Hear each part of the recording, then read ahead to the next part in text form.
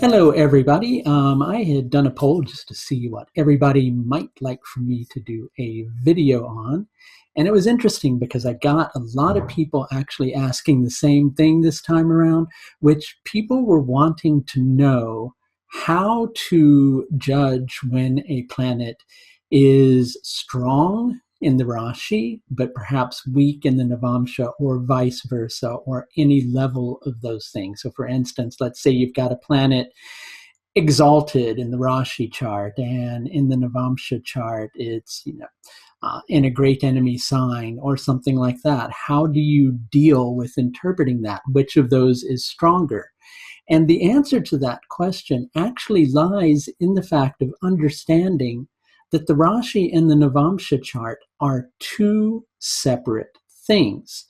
What most people miss in relation to astrology, and it's actually stated in Brihat Parashara Hora Shastra to a certain extent, is that the Rashi chart is in essence a Varga, like the rest of the Varga charts, and it's also meant to be used for a specific purpose. That being the case, it's also the source of all the other Varga charts. All the other Varga charts are derived through dividing the signs in the Rashi chart in a certain number of equal portions. So it is a very important chart, but it's to be used for specific purposes. And so is the Navamsha.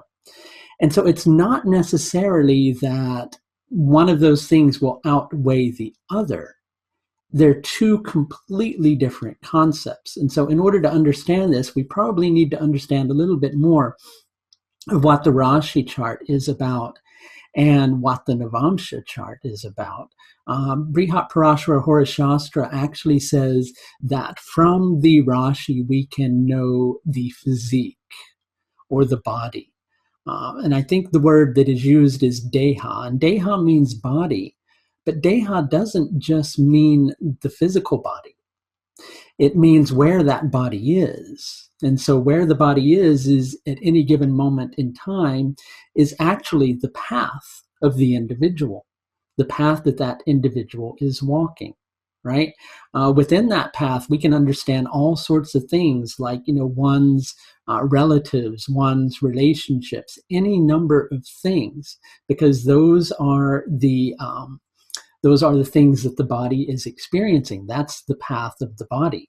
But we can only learn about the success or the well-being of each of those factors to a certain extent, right? And when we reach that limitation of the extent that we can go to with that, that's when we need to begin to bring in the other Varga charts and what they are specifically about. So for instance, if you see something about children in the Rashi chart, you're able to understand the level of involvement that that individual has with children. And to a certain degree, you can also understand the difficulty that that individual will have with children, so to speak, or the well-being that they will have with children. But you'll only see that to a certain extent. And so you would need to go look at the Saptamsha, perhaps, in order to understand a little bit more of the story in regards to children, why there might be a problem with children, or why there's, particularly good things surrounding children. So each Varga chart has its own particular place. So with the Rashi chart is about the life path of the individual and what the individual is involved in on that particular life path. And so the other question was about the Navamsha chart, right? So with the Navamsha chart, what the Navamsha chart is actually about, well, first of all, let's understand that the Navamsha is the 9th divisional chart. So it's going to have some similarities to the 9th house, okay? Brihat Parashara Hora Shastra actually says about the Navamsha chart that it's about the wife, okay? And sure, we can understand that and can understand spouse from the Navamsha chart. But when one gets married, that's a particular path that one chooses. But what else can we understand from the 9th house? We can understand one's culture. We can understand law. we can understand one's feeling of purpose, what defines purpose, our beliefs, our particular way of looking at things, all of which are kind of connected to culture. So in short, the Navamsha chart is also about the feeling of purpose that we have. The ninth house is also about meaning. So it's about the meaning that we get from being on that path. So just quite simply spoken, even though we may have a really weak planet in the Rashi chart, let's say our relationship indicator in the Rashi chart is really weak or compromised, right? Well, that means that in terms of our overall involvement with relationships, there can be difficulty that we encounter on that particular path. But then if we go and look at relationships in the Navamsha, and it's showing a lot of strength and a lot of power, then it can mean that we get a lot of meaning from that difficulty that we go through. And so because we get so much meaning from that particular path, we're strongly anchored to that particular path, even though we're going through a lot of difficulties with it. Or say, for instance, you have a strong planet in the Rashi chart that's indicating one's involvement with home. And so there are difficulties with, having a quote unquote steady place to live, so to speak, right? And then you go and you look at that same planet in the Navamsha chart and you see that that particular planet, oh, I'm sorry, we were saying the planet was strong in the Rashi chart, weren't we? So vice versa. Okay, so let's say the planet is strong in the Rashi chart, the indicator of home. So the individual is very steady and very secure in terms of living in one particular place for the entirety of their life. But you look at that same indicator in the Navamsha chart and you see that that's a weak planet. So they may be, steady in terms of living environment and their path may be secure, but inwardly, they're not finding any meaning from that security or stability that they have in their life. In essence, that's the difference between the Rashi chart and the Navamsha chart. You have to understand each of them in terms of their own particular meaning. And so what I thought I would do today is to walk us through an example or two. We're going to try to keep this video brief and short to a certain extent. So we're just going to cover some simple concepts. And this is something you can do with any chart. So I'm going to introduce some ideas along the way if you want to watch along about the planets. And while I'm on that topic, I am going to be teaching a class next spring on the foundations of Vedic astrology. And there is presently a discount offered on that course if you register before the 4th of December. You can find details either down below in the video or in the link up above. I won't go further into that for now. Okay, so let's take us into a chart. You have to pardon my head bouncing up and down. There we go. So let's look at this chart in which we have the sun as the Atmakaraka. Okay, so with the sun as that Atmakaraka, is the indicator of self, well, we notice one thing straight off the bat. That's a debilitated sun. A debilitated sun can have the tendency to lose its self-assurance. It's not steady in itself. It can be very easily influenced upon others upon occasion, especially within social trends from other individuals. It doesn't have that steadiness of self that makes it feel self-assured. The sun is also a planet that separates. Okay, if the sun is, let's say, in a great friend sign or below, it's going to create a certain degree of separation from those things that it comes into contact with. It's creating that degree of separation because it's more inspired by other things, or it's wanting to focus its attention on going through those other things because those things are more meaningful to it. Right? Or it needs to be steady and resolute on that particular path. Those are all things that the sun separates for. So we're seeing a sun here as the Atmakaraka. That Atmakaraka in the Rashi chart is placed in the 10th It's connected with the ninth cusp. Those are two different concepts. If you take my foundational level course, you'll learn a little bit more about that too. So that sun in the 10th is going to, its big focus is going to be on its success, right? And the stability of that success is going to be rather turbulent because that sun is the 8th lord.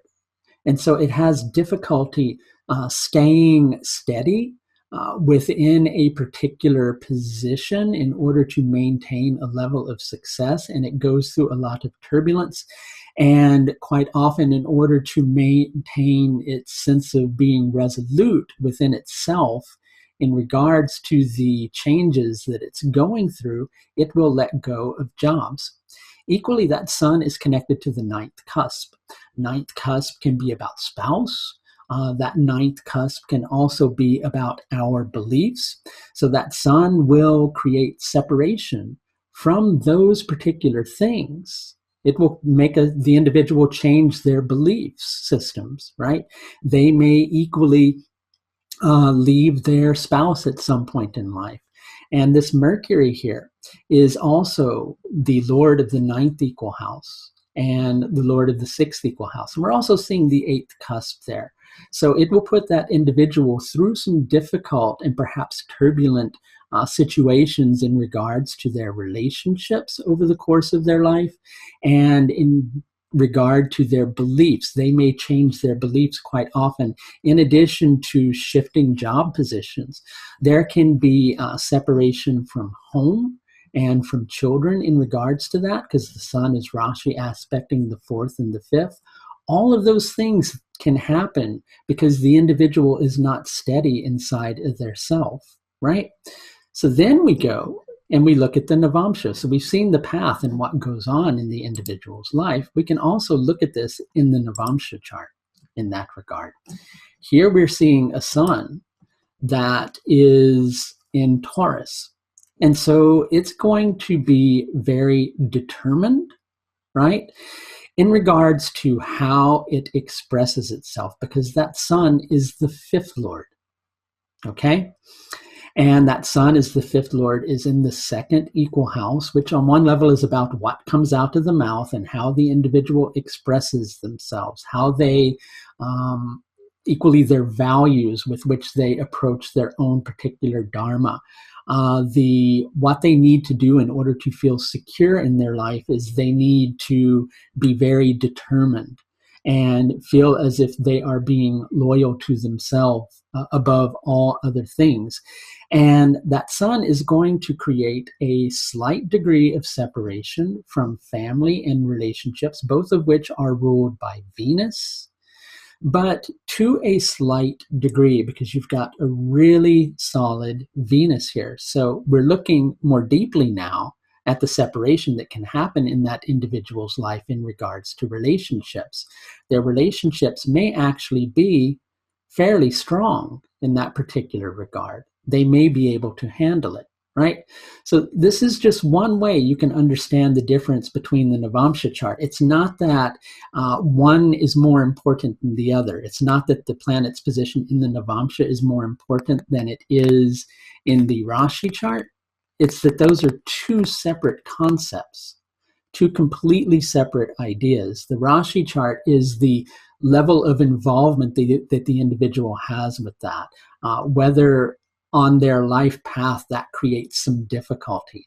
The Navamsha chart is about the overall meaning that they get from that. So in this particular incident with this individual, they get a lot of meaning through being very determined, through trying to be very stable, steady, and secure in the manner in which they express themselves, even if that manner in which they express themselves causes some hardship within their relationships.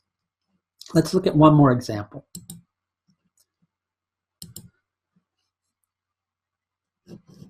How about, I had found a particular one that I wanted to look at. I think it was this one. Okay. So here we see that this individual, as their Atmakaraka, has Saturn.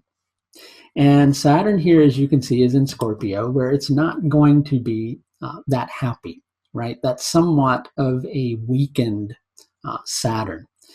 And Saturn in this chart rules the 7th and the 8th house. So in this particular incident, we're seeing that this individual can have some separation from children because Saturn is here in the 5th house, and Saturn's also a separating influence. And this individual can have some health-related problems, potentially some stress in their life, due to trying to maintain their stability as they are going through transformation within their particular relationships. How is that going to happen? Well, Saturn here is connected with Ketu. That can often make the individual very authoritative, especially in regards to their relationships, and that's equally something, much like the previous example we looked at, that can create some stress in those particular scenarios. Here again, you're seeing Saturn as a separating factor to Venus by Rashi aspect. The individual is going to feel not that secure in their future in regards to their own needs and in regards to whether or not they will be able to maintain a connection to their children because of Venus being in Cancer, where Venus is equally not a very strong planet.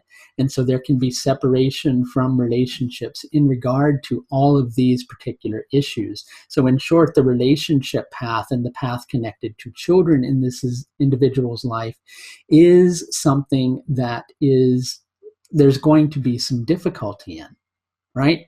So let's look at the meaning or the understanding or whether they are anchored to this particular path by looking at Saturn here in the Navamsha chart. So here we're seeing Saturn as the Lord of the 2nd and the 3rd, right? That it can be the effort that one puts towards being industrious in life, right? It can equally have a lot to do with expression because Saturn here is connected to the 3rd and the 5th, both very expressive houses. Their interactions with others, right?